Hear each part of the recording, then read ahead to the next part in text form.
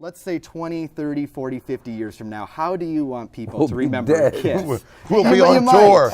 We'll be on the farewell tour. You guys are going to be on the farewell tour, I'm sure. And the key is to really kind of get a good walking start here. So we're going to get a little bit of a walk ahead of time. We do have a lot of graduation parties coming up. Maybe people are celebrating anniversaries, family picnics, whatever it might be. You guys offer catering too, right? Oh, yeah. Fast forward about another 4 hours or so and a little more prep, and we end up with something that looks like this. This is the featured item here for Restaurant Week. I think it'd be appropriate just to take a moment and talk about the biggest story in the last 24 hours, and that, of course, is the Orlando nightclub shooting that happened Saturday overnight.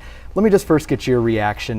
What have people been saying, and just overall, what have your thoughts been? I'm told by Jim here that I'm actually not doing too bad at this. We had a griddle full just a little bit ago. I got a few others here. We're talking about a big Father's Day event that they're doing this coming weekend. In case you forgot, Father's Day is this coming Sunday. Right. How am I doing with the sauce here, by the way? Looking okay? Fabulous with the sauce. Give it another hour or so, like she said, and I'll be ready for the crowd. I just, opened up to my auntie one day and I told her, like, I have to get this out. I can't keep bottling it in. Demita Goins has quite the story to tell, and one that's not easy for her to talk about. I deactivated Facebook for a while. I was so humiliated. But now the Rapid City mom is opening up with the hope her story will help someone else. It all begins in this quiet Sioux Falls neighborhood where Goins had found a house on Craigslist to rent.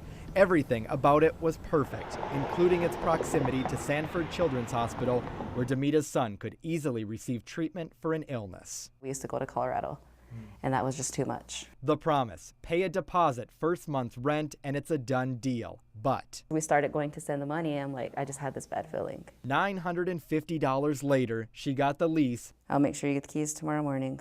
Then I said, thank you. But the keys never came. And suddenly, the seller was gone, as was about $2,500 in Demita's rent and moving expenses. We gave up everything in Rapid City, our house, our jobs. People would be astounded to know that just the number of scams are going on at any given time. Jessie Schmidt at the Better Business Bureau would know. She gets scam complaints year-round. You are the grand prize winner of $1.2 million. Are you serious? A professional scammer will make you question your judgment, even instill fear. But then they offer a quick solution. And so they're saying, there's a fine attached with that, and you can pay that fine right now. They take your money and disappear. So where do these scammers live? Jesse says most of them don't live here in Sioux Falls. They don't live in South Dakota. In fact, many of them don't even live in the United States. They're located on the other side of the world in places like Europe. And South Dakota Attorney General Marty Jackley says that can make it tough to track criminals down. He says scamming crimes grew in South Dakota by 1% last year, and so the state has been fighting back in other ways too, with tougher laws. So now if the scammers are taking more than $1,000 from South Dakotans, it becomes a felony. 7 investigators and an attorney in the AG's office focus solely on scams, and they're waiting for your questions. That's what your Attorney General's Consumer Division is for, to answer those questions. Go to our website, call our 1-800 number. There's also AARP's Fraud Watch Network. We provide this free of charge for anyone. You do not have to be an AARP member. You do not have to be over 50. Bob Stevens, a volunteer with the program, has been spending his retirement educating himself about scams in the hopes of helping others. And he's learned a thing or two along the way. They're good.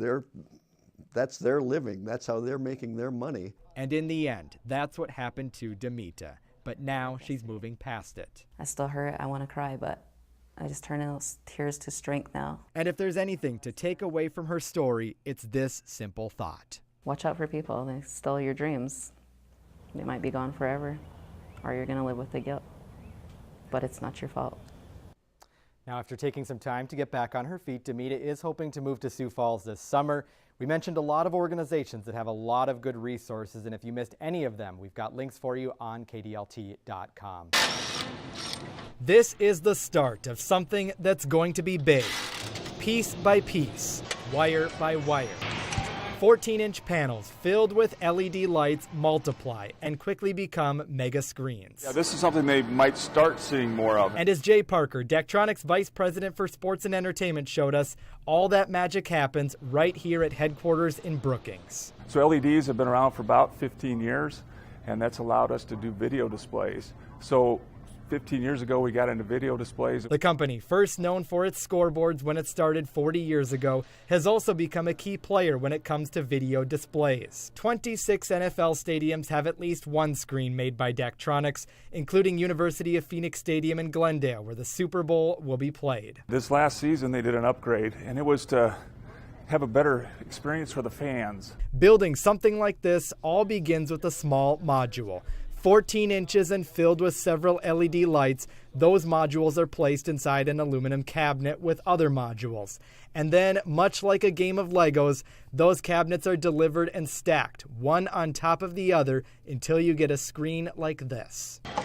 Big or small, stacking makes custom orders easy. This screen that I'm standing in front of right now is 15 feet tall by 20 feet wide, but if you were to compare it to the University of Phoenix Stadium in Arizona, that screen there would be 4 times taller and 8 times wider. It's all about how to go from the streets to the seats with information, entertaining your fans. And much like these boards, Jay Parker has seen something that started small and gotten big. I've been here for about 20 years, and so when you travel around and see where we were and where we're at today, it's pretty exciting. Kevin Hurd, KDLT News. It's 7:38 and Joan Severson has already been hard at work. Last-minute preps to make sure this cafeteria at Robert Frost Elementary School in Sioux Falls is ready. A lot of kids excited. A new school year is just minutes away, and after 6 years at Robert Frost, Severson has seen it all. Kindergartners will really be nervous. Parents sometimes are more nervous than the kindergartners when they come in. First grade. Sebastian Harrison was one of the first students here, glowing and ready to start the new year. La, la, la, la, la, la, la. His mom, Joy, says getting him to come here wasn't an issue. He's not a teenager yet. My teenager is the hard one. Not everything, though, was quite as smooth for Zoe Bursell-Dysart. I was a little late with everyone. They were all outside waiting for me. But she's here, fed and focused, ready to tackle a grade she considers a stepping stone. It's going to be really hard because it's 5th grade. It's supposed to be hard. It's getting me ready for middle school. 7:55, and the halls are filled with voices, movement, even a little frustration. Jeff and Rebecca Burke just dropped off their daughter at kindergarten. Yeah, I'm not ready for my kids to grow up yet. Reality is setting in, their first child in school. Once she gets to school and then they get the routine down, I think it'll be easier for her to go in every day and excited. And by the time their other child heads to school, this routine will be a little easier for them too. Kevin Hurd, KDLT News. A Garrettson man is accused of sending sexually explicit messages to a Homeland Security agent posing as a 13-year-old girl. The BNSF rail yard deal signed back in November is making progress in Sioux Falls. The project will mean an extra 10 acres for more downtown development. And speaking of that heat and getting out in the sun, man blaze, it is another warm day today. It never seems to stop, does it? Well, more than 100 countries were represented at the Festival of Cultures this afternoon in Sioux Falls. Continuing coverage now, crews are still cleaning up after a train derailed in Cottonwood, Minnesota. Now, these viewers submitted photos show the damage.